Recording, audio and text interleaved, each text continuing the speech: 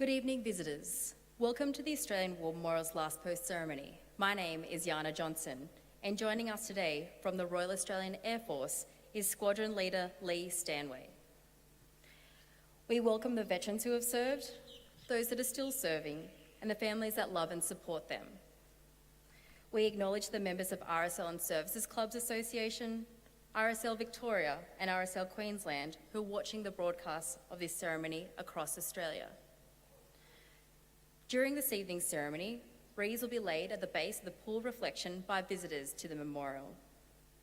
If you are able, please stand and join in singing the national anthem.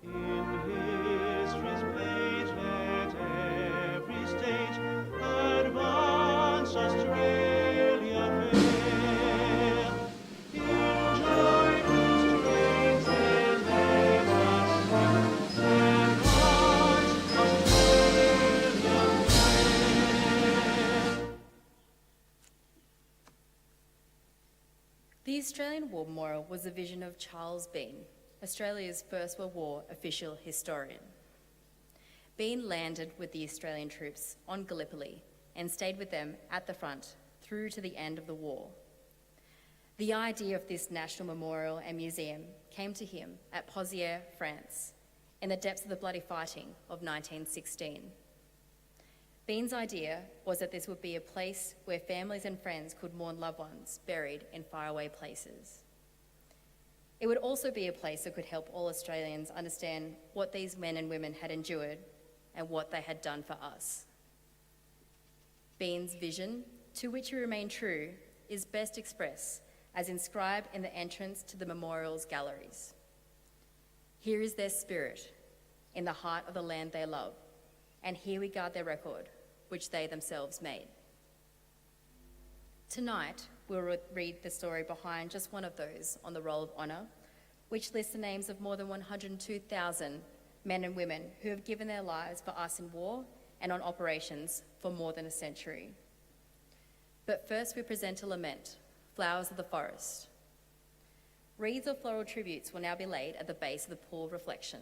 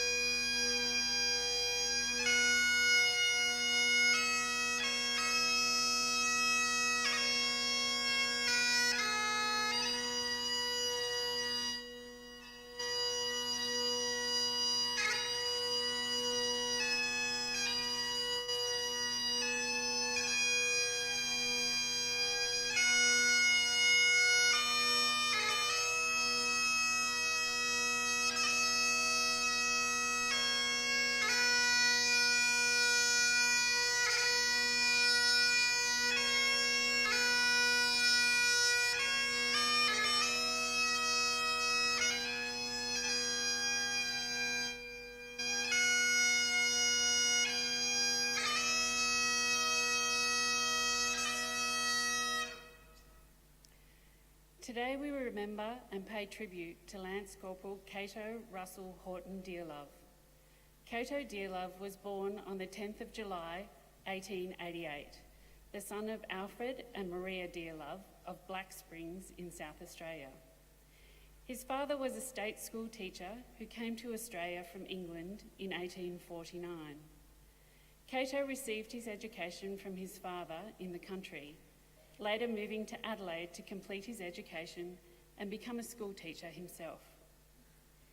He first taught at schools in Adelaide's suburbs of Mitcham and Unley, before being appointed head teacher to the school at Coburn near Broken Hill.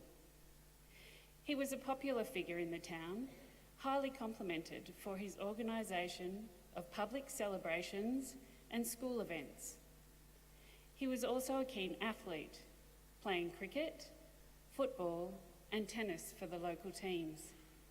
He became the captain of the Coburn Rifle Club and held the championship for 3 years.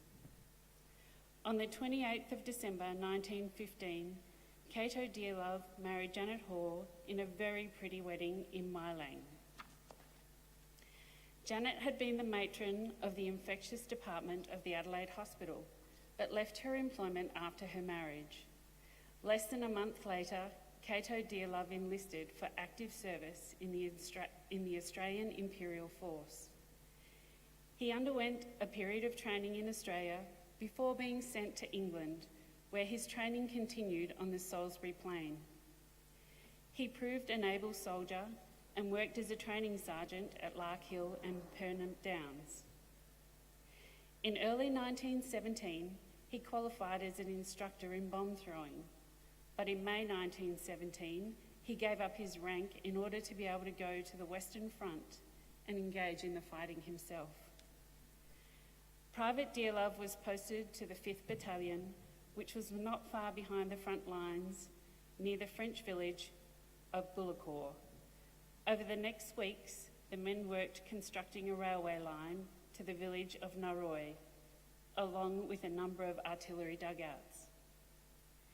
Dearlove proved an able soldier in the field as well as on the training ground and was quickly promoted to Lance Corporal. The pioneers continued working on construction projects in close support of the Australian front lines in France and Belgium. On the 26th of September 1917, the 5th Australian Pioneers were constructing a road through Glencorse Woods as the Australian infantry nearby conducted attack on Polygon Wood. They also built a field dressing station near Burr Cross Roads and carried a considerable amount of supplies to the front line. During the afternoon, Dearlove was in a hut near the supply dump at Hooge, which came under fire. Badly wounded, with multiple wounds to his arms and legs, he was evacuated from the battlefield, but died during an operation to amputate his leg on the 29th of September. Cato Dearlove's wife chose the epitaph for his grave in the St. Sever Cemetery extension in France. It reads, "Peace, perfect peace, fondly remembered by my loving wife."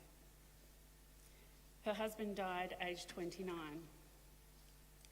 Cato Dearlove's name is listed on the Roll of Honour on my right, among almost 62,000 Australians who died while serving in the First World War. His photograph is displayed today beside the pool of reflection. This is but one of the many stories of service and sacrifice told here at the Australian War Memorial. We now remember Lance Corporal Cato Russell Haughton Dearlove, who gave his life for us, for our freedoms, and in the hope of a better world. Please stand for the reading the ode and the sounding the last post.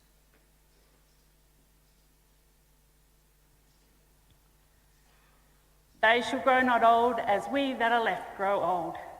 Age shall not weary them, nor the years condemn.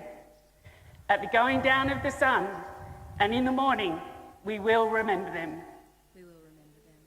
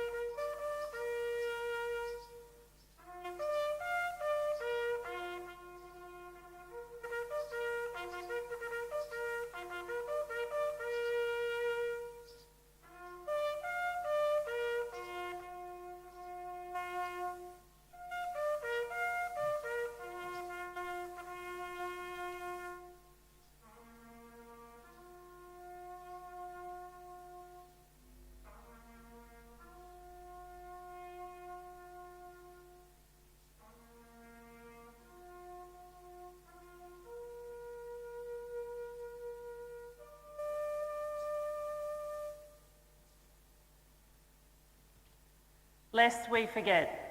Lest we forget.